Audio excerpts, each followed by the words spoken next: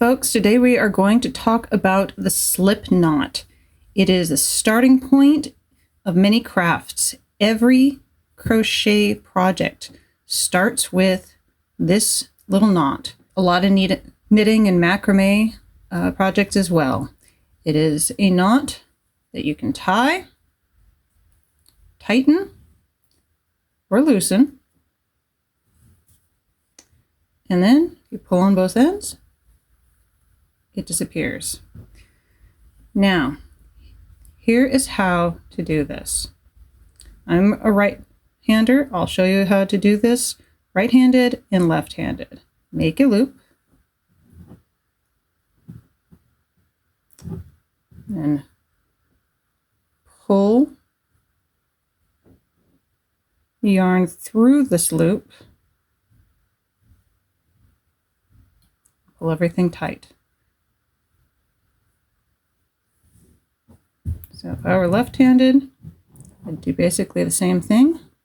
Supporting it here, make a loop, reach through the loop, grab the yarn,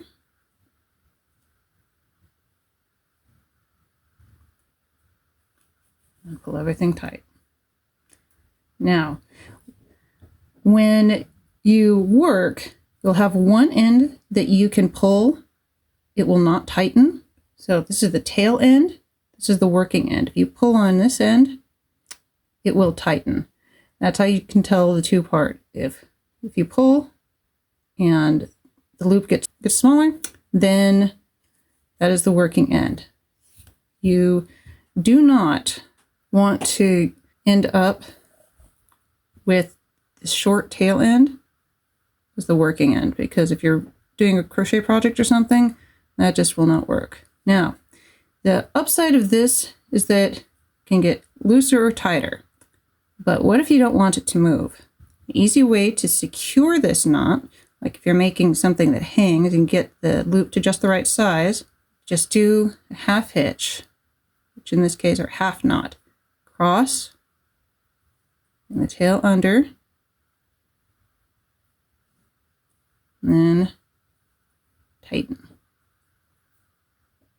Now, this will not go anywhere. It can no longer loosen or tighten. But as I said, the slip knot is the basis. A lot of craft projects, including crochet. Once you start making the slip knot, that opens the way to chaining, like this,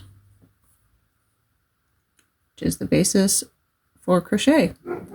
I hope you enjoyed this episode of Make, Mend, Grow with Diana, where we learned to do slip knots. If you got value from this content, please like and subscribe. It really helps out the channel. Bye for now.